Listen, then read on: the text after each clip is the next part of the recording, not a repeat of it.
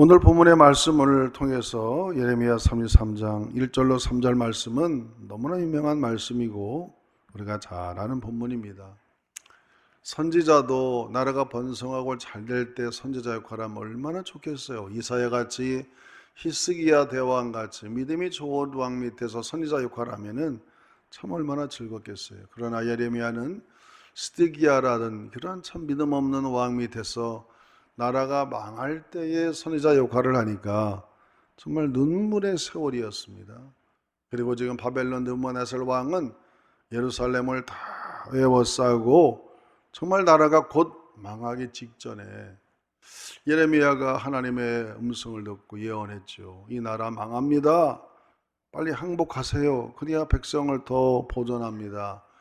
그러나 그렇게 말했다고 감옥에 가두게 되고 결국 이 나라가 망하는 원인은 아마 다윗 같으면 그렇게 물어봤을 거예요. 예레미야에게. 예레미야야, 우리가 살 길이 뭐겠느냐? 회개해야 됩니다. 우상 숭배 회개해야 됩니다. 말씀대로 살지 못한 거 회개해야 됩니다. 아마 그랬으면 모든 백성들이 다 회개했을 텐데 스드기야 왕은 이 나라가 망하는 것은 그런 영적인 이유를 얘기해줘도 깨닫지 못하고 알아듣지 못했어요.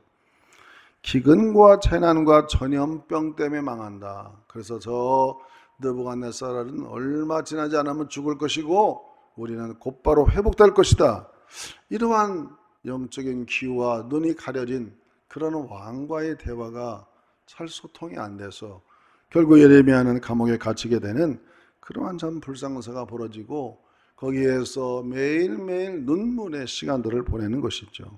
여러분, 우리가 영적으로 하나님 앞에 늘 살아가야 되는데 그동안 너무 인간들이 기술이 좋아서 산업혁명에 의해 너무나 풍요로운 생활을 영위하고 4차 산업이 되어서 이제는 이렇게 집에서 웬만한 기계들이 다 해주다 보니까 참 사람의 능력이 끝없이 바벨탑까지 올라가다가 인간의 능력이 대단하다, 우리 인간은 위대해, 다 이렇게 생각하다가 이 바이러스가 탁 터지니까 그때는 정말 우리 인간의 힘으로는 어떻게 해결할 방법이 없구나.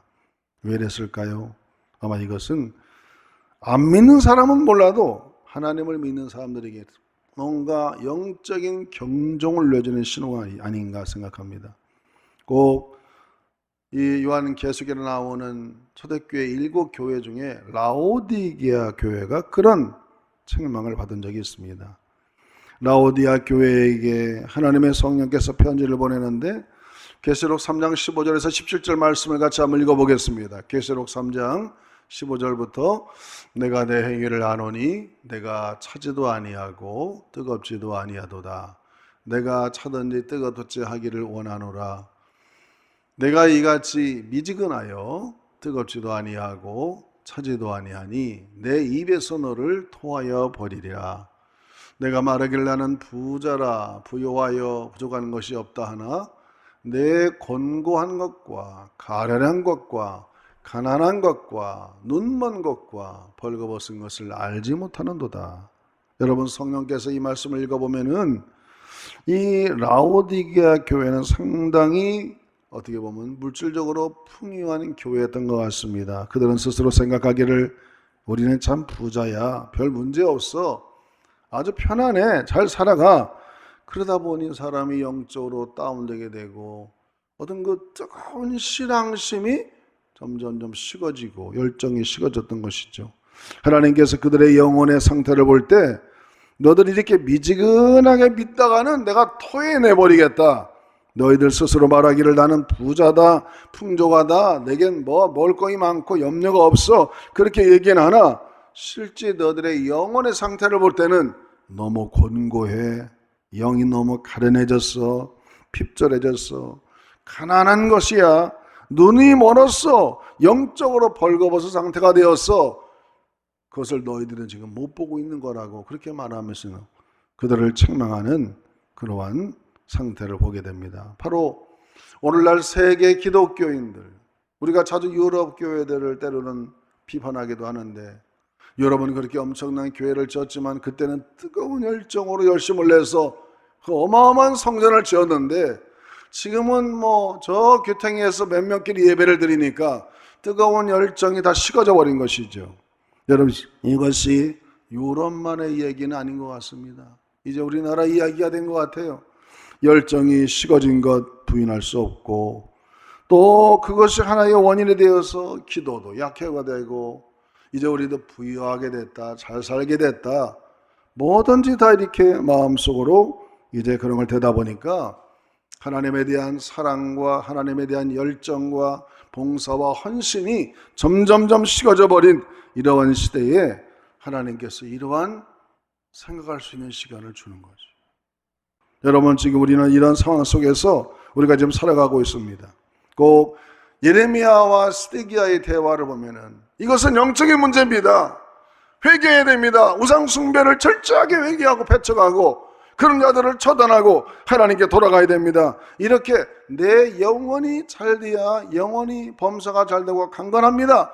영적인 문제입니다. 이렇게 진언을 해도 도대체 알아듣지 못하는 이 왕, 결국에 이것 때문에 나라는 결국에 망하고 만 것이죠. 여러분, 그렇습니다. 이 세상은 모두가 다 영적인 문제예요. 하나님께서 이 세상을 다스리니까.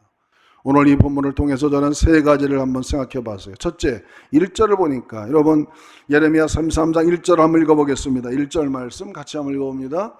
예레미야가 아직 시대 뜰에 갇혀 있을 때에 여호와의 말씀이 그에게 두 번째로 임하니라 이르시되, 이 시대 뜰에 예레미야가 왜 갇혔을까? 그건 얘기했어요. 하나님의 말씀을 직원해서 얘기했더니 그 말을 오해하고 기분 나쁘다고 감옥에 넣어서, 그것도 정치인 감옥에 넣어서 엄청난 압박을 당하는 그런 상태였죠.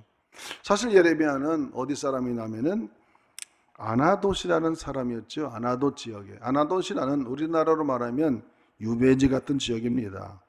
사실 몰락한 후손의 집안에 태어나서 몰락한 가문의 집안의 아들이었습니다. 그리고 나이는 20살, 이제 애송이였어요. 아마 그러니까 정적들로부터 사람들에게 쫓김을 당하고, 우리나라도 정치하다가 고위직에 있으면 완전히 유배를 가서 어느 지역에 사는데, 그 집의 아들이다 보니까 하나님의 말씀을 전해도 시드기야가 오해한 것 같아. 저놈은 반대파 집안의 아들이니까 이 나라가 잘 되는 게 원치 않는 일이야. 항상 흉한 예언만 한다. 그 말을 안 들은 거죠. 그게 진짜 하나님의 선지자인데. 그래서 결국에 그는 감옥에 갇히게 돼서 정말 인생의 어두움을 경험하게 되는 것입니다. 여러분, 사람은 다 핸디캡이 있고 어려움이 있지만 이렇게 인생의 어두움을 경험하게 되고 인생을 살아가다 칠흑 같은 밤을 만나는 그런 예레미야의 인생을 보게 됩니다. 이제 20살 선지자로서 갓 스타트를 했는데 엄청난 어두운 밤을 만나게 된 것이죠. 여러분, 그렇습니다. 지금도 우리나라에는 이 코로나 때문에 정말 30, 40대 가장들, 또 소상공인들 정말 경험하지 못한 엄청난 밤을 만나는 사람들이 많습니다. 특별히 우리나라는 지금 이 부동산 문제 때문에 30, 40대 직장 문제로 후반의 남자들이 직장 생활을 하는데 환멸과 불만 때문에 어마어마한 괴로움을 당한다는 겁니다. 평생 힘들게 공부해서 대학을 나와서 직장을 들어갔는데 한 10여 년, 몇 년 일하면은 직장에서 은근히 나가길 원하니까, 명퇴를 원하니까, 그렇다고 나와서 특별한 대책도 없고, 여러분 얼마나 고민이 되겠어요. 또 요즘엔 장사가 안 돼서 폐업하는 사람들, 황망해서 길이 없고, 정말 이 시대에 이렇게 어두운 밤을 만나는 사람들이 예레미야뿐만 아니라 얼마나 이 세상에 많은지 모릅니다. 그러나 우리가 이런 모든 것도 범사가 다 하나님의 손에 있으니 하나님께서는 왜 인간들에게 싫어하는 고난과 환난을 계속 주실까? 이런 어두운 밤을 주실까? 그렇게 질문을 해본다면 이렇게 답을 할 수가 있어요. 인간은 밤을 통과하지 않으면 제대로 만들어지지 않는 아주 고약한 기질이 인간에게 있습니다. 여러분, 사람이 항상 나름대로 세계 역사적인 인물이 되고 훌륭한 사람이 되면요, 엄청난 고약한 그러한 힘든 고난과 어려움의 밤을 지나야만이 되는 것이죠. 지금 우리나라에 이렇게 많은 어두운 밤을 겪는 많은 사람들에게 말하고 싶어요.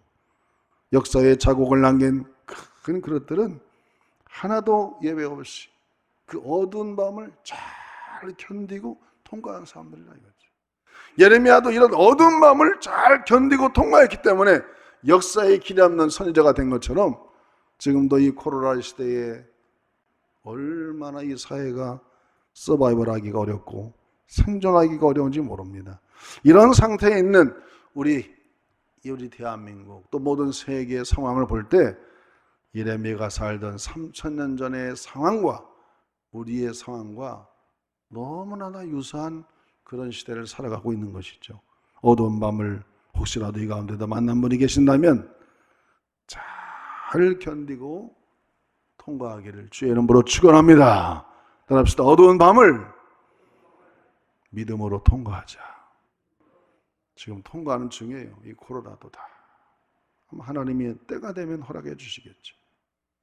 둘째로 오늘 본문에 보니까 2절 말씀은 33장 2절 말씀 같이 읽어봅니다. 2절 말씀. 이를 행하시는 여호와, 그것을 만들어 성취하시는 여호와, 그의 이름을 여호와라는 이가 이같이 이르시도다. 예레미야에게 갑자기 하나님에 대한 이름을 3번이나 가르쳐 줬습니다. 예레미야야, 너 기도해라. 그런데 내가 누군지 아니? 이 일을 만드시고 행하시고 성취하는 그런 하나님이다. 그렇게 말했습니다. 예레미야가 생각하는 하나님, 행하시고 만드시고 성취하시는 그런 하나님, 결국 창조와 역사의 주관자가 된다, 그런 얘기죠. 여호와라는 말은 스스로 존재한다는 말씀입니다. 스스로 존재하시는 신, 우리가 하나님은 어떤 분입니까? 출애굽기에도 모세가 하나님께 물었습니다. 내가 당신을 뭐라고 소개해야 됩니까? 스스로 존재하는 여호와라고 말해라. 창조주라고 말해라. 그분이 말씀하셨다고.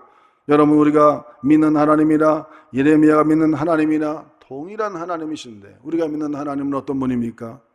창조주요, 조물주요, 스스로 존재하시는 분이며 일을 만드시고 행하시고 성취하시는 완벽한 하나님이신데, 그러면 그 하나님에 비해서 예레미야나 우리 인간은 어떤 상태입니까? 우리 인간은 나약하기가 그지없는 인간이라는 사실이죠. 우리의 생명이 코에 호흡에 붙어 있는 하루살이와 같은 존재입니다. 우리가 누구입니까? 하나님 앞에는 설 수 없는 그야말로 죄인 중에 죄인이 아니겠습니까? 그런 우리에게도 하나님께서 아들까지 보내셔서 우리를 하나님의 자녀로 삼아주시고, 이 전능자 하나님 앞에 우리 인간이 너무나 부족한 사람이다라는 것을 아마 오늘도 하나님은 우리가 인간이 고백하기를 원하시는 것 같아요. 하나님께서 왜 이렇게 특별한 약을 주시지 않고 특별한 천재들을 통해서 뭔가 약을 하나 딱 해버리면 그것만 먹기만 하면 그냥 쫙 코로나가 예방돼서 났으면 되는데 지금 1년이 다 가도 약이 안 나오고 있어요. 왜 하나님이 허락은 안 할까? 제 개인 생각은 그런 것 같아요. 하나님, 우리 인간이 대단한 존재인 줄 알고 살아왔는데 저야말로 하나님의 지혜가 아니면 우리는 아무것도 할 수 없는 너무나 나약한 정말 하루살이 같은 존재입니다. 나는 아무것도 아닙니다라고 모든 인류가 하나님 앞에 고백하는 그 소리를 듣고 싶어 하시는 것 같아요. 엄달합시다. 하나님, 우리는 하나님의 도움이 없이는 한순간도 존재할 수 없습니다. 여러분 정말 그렇게 생각이 되고 믿어지십니까? 우리의 호흡이 5분만 쉬지 않으면 죽어요.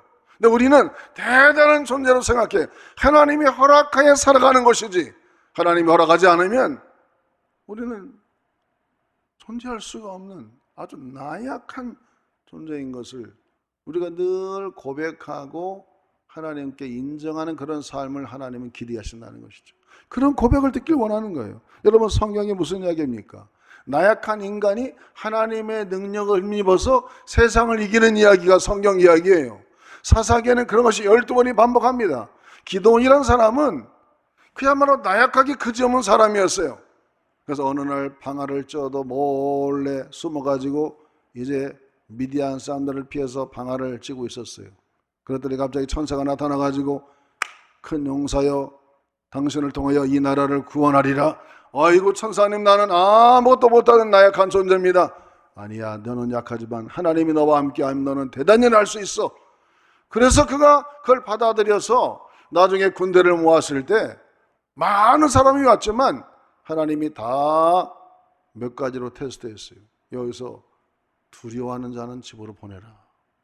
여러분, 영적 전쟁에서 제일 중요한 것은 나의 등 뒤에 하나님이 나와 함께 하신다고 하는 그런 담대한 믿음을 갖기를 주의 이름으로 축원합니다.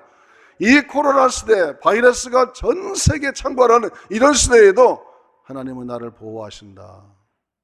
하나님 나와 함께 하시오. 그런 담대함.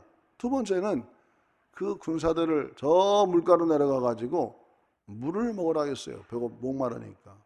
근데 물을 먹으라 했더니 어떤 사람들은 물을 훔쳐 가지고 요렇게 해서 핥아 먹은 사람이 있어요. 요게 300명이에요. 그리고 다른 사람들은 어이구 잘 됐네, 목마른데 그냥 머리를 그냥 시냇가에다 쳐박아 갖고 물을 꿀꿀꿀 삼겼습니다. 그랬더니 하나님이 요 깨어있는 자, 항상 주변을 준비하고 깨어있는 자, 그 300만만 딱 뽑으라고 그랬습니다. 여러분, 13만 5천 명 어마어마한 군대가, 미디안 군대가 쳐들어왔는데 고작 숫자가 너무나 작은 이 300명 깨어있는 사람들을 가지고 그 어마어마한 군대를 다 물리치고, 여러분 기드온은 40여 년 동안 그 이스라엘 민족의 지도자로 아주 영화롭게 살아갔습니다. 여러분, 그러므로 우리 이 세상을 살아갈 때 내 힘으로는 아무것도 할 수 없다고 하는 분명한 믿음을 갖고 하나님이 나에게 능력을 주시고 은혜를 주셔야만이 나는 살아간다 하는 그런 분명한 믿음으로 살아가시기를 주의 이름으로 축원합니다. 바로 그래서 일을 행하시는 여호와, 만들어서 성취하시는 여호와, 너 전능한 여호와 한 길을 내가 아느냐? 내가 이렇게 전능한 하나님이야. 너가 그 하나님을 의지하면 이 감옥 속에서도 너는 살아남을 수 있고 너의 안달을 내가 보장한다는 것이죠. 그리고 마지막으로 33절 3절에 이렇게 말씀하시잖아요. 같이 읽어보겠습니다. 3절 말씀. 너는 내게 부르짖으라. 내가 내게 응답하겠고 내가 알지 못하는 크고 은밀한 일을 내게 보이리라. 여기서 은밀한 일이 뭐냐면은 그때 당시에 스드기야나 많은 지도자들은 이 느부갓네살 왕이 몇 년 안에 망해서 금세 우리가 회복될 거라고 생각했지, 이렇게 70년이라는 긴 세월 동안 유다가 노예 생활하고 타국 생활할지는 꿈에도 생각 못했어요. 그러나 예레미야 같이 하나님 앞에 기도하는 영감 있는 사람들, 하나님의 영을 받는 사람들은 이미 하나님께서 다 말씀하셨어. 넌 내게 부르짖으라. 내가 내게 응답하겠고 너는 다른 사람들이 도저히 생각해낼 수도 없는 은밀한 그런 일들을 내가 너에게 보일 거야. 할렐루야. 그래서 그들이 이제 결국 망해서 바벨론에 끌려갔지만은 뭐 다니엘도 그렇고 느헤미야도 그렇고 막 그런 사람들이 그발강가에서 나와서 나라의 회복을 위해서 기도하고 찬양하고 예배하면 하다가 70년이 되던 그 해, 여러분 고레스라는 왕이 유대인하고 전혀 관계가 없는 사람입니다. 근데 하나님이 하루는 고레스를 통하여 마음에 감동을 주어서 이 나라의 유대인들은 모두 다 고국으로 돌아가라. 그 옛날 바벨론 느부갓네살 왕이 가져왔던 성전의 기구도 다 가지고 가라. 그래서 하루아침에 해방이 된 거예요. 여러분 기도하면 정말 은밀한 일이 일어날 줄로 믿습니다. 여러분 우리나라도 마찬가지 아닙니까? 일제 36년 동안 완전히 이제는 우리나라를 완전히 말살해서 성까지 뺏어버렸는데 우리 힘으로는 도저히 해방할 수 없는, 이제 모두가 다 포기하는 상태에 있었지만은 하나님의 사람들은 기도하고 언젠간 우리도 해방한다 할 때에 우리 힘으로 안 되니까 연합군의 승리로 갑자기 어느 날 8.15에 해방되지 않았습니다. 이것이 바로 기도하는 자에게 하나님께서 주시는 은밀한 역사를 이루어 주시는 것처럼 지금 우리 코로나19 때문에 여러 가지 많은 어려움을 당하는 분들이 많습니다. 또 이 미래에 대한 걱정하는 분도 많습니다. 여러분 갑자기 직장에서 고안둬야 되고 사업을 문을 닫아야 되고 정말 생계가 막막하고 미래가 정말 캄캄한 이런 사람들이 과연 우리가 무엇을 해야 될까? 그것은 기도하는 것밖에 없어요. 기도하는 것밖에 없어요. 너는 내게 부르짖으라. 여러분, 미국에도 어떤 한 분이 갑자기 직장에서 퇴출을 당했습니다. 이번엔 아주 열심히 충성한 직장인이었는데, 그래서 너무나 마음이 아파서 사장도 밉고 와이프 보기도 미안하고 가출을 해가지고는 몇 날 며칠을 돌아다니다가 답도 못 얻고 결국 집에 돌아와가지고는 아내에게 하는 말이, 여보, 나는 더 이상 살고 싶지 않고 죽고 싶다.